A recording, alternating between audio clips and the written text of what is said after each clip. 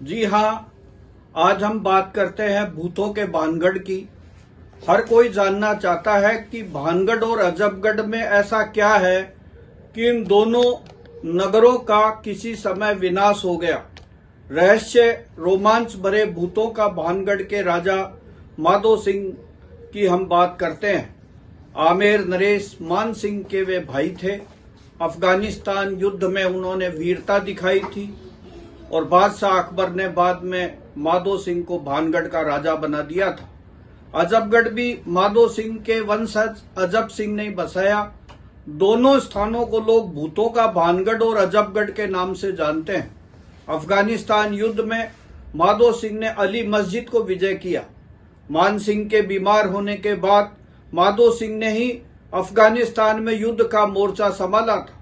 माधो सिंह ने शाही किलेदार सैयद हामिद बुखारी को मार दिया। माधो सिंह काबुल के अलावा गुजरात, पंजाब, कश्मीर और हल्दी घाटी के युद्ध में भी लड़ने के लिए गए थे। अकबर की मृत्यु के बाद बादशाह बनने के लिए दो गुट बन गए थे। मान सिंह खुसरो के पक्ष में थे और उनका छोटा भाई माधो सिंह जहांगीर को बादशाह बनाना चाहता था। माधो सिंह ही बड़े भाई मान सिंह को मना करके लाया और फिर सलीम के पक्ष में उनको खड़ा किया। इतिहासकार लिखते हैं कि माधो सिंह के शौर्य की कहानियां पूरे ढूढ़ाड़ में कई वर्षों तक और आज तक सुनाई जाती रही है। माधो सिंह की मृत्यु आमेर के महल के झरोके से अचानक गिरने की वजह से हुई।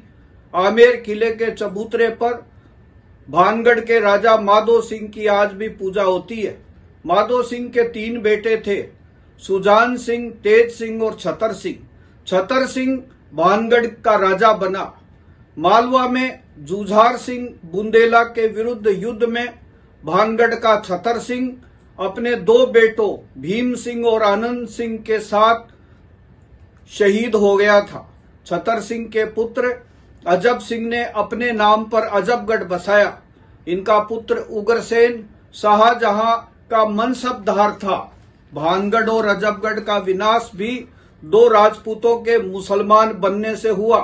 औरंगजेब के समय भानगढ़ का एक राजा मोहम्मद कुलीन और अजबगढ़ का राजा मोहम्मद दहलीज जो मुसलमान बन गए थे। बाद में सवाई जय सिंह ने मुसलमान बने इन दोनों राजपूत राजाओं को मारकर भानगढ़ और अजबगढ़ को भी पूरी तरह तहस नहस कर दिया था। यहाँ 1100 साल पुरानी नाथों की तपस्या स्थली है। बाबा शंकरनाथ और बालकनाथ ने कभी घोर तपस्या की थी।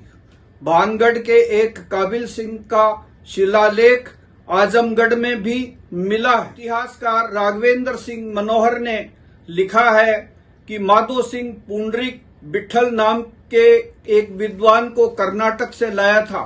बिट्ठल ने नीति निर्णय, राग मंजरी, शीघ्र बोध व चंद्रोदय नामक विख्यात ग्रंथ लिखे थे। भानगढ़ के जलाशय में जल जंतुओं के शिकार पर उस जमाने में मनाही थी। संवत 1606 की बावड़ी पर मुगल बादशाह सलीम का नाम लिखा है।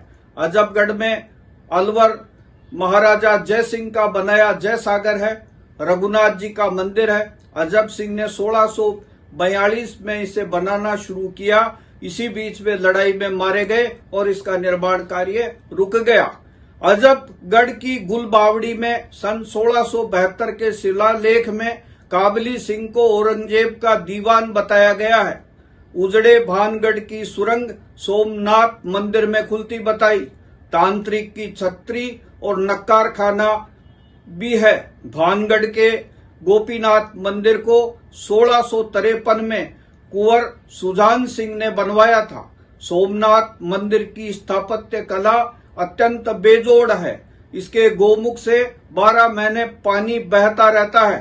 केवड़े का बाग, नटनी का डेरा, माता और भैरव जी के मंदिर प्रसिद्ध है।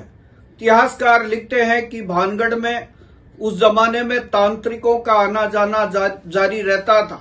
वहां की रानी रत्नावती बहुत सुंदर थी और वो तंत्र विद्या में निपुण भी थी।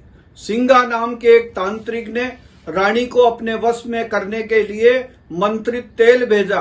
रानी ने वशीकरण तेल में उल्टा जादू कर दिया और वो जब तेल तांत्रिक के पास पहुंचा तो वह मर गया।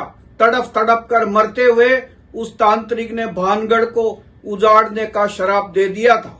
जनश्रुति यह भी है कि बाबा बालनाथ ने राजा के उदंड व्यवहार से कुपित होकर इस भानगढ़ और अजबगढ़ के सर्वनाश का श्राप दिया था।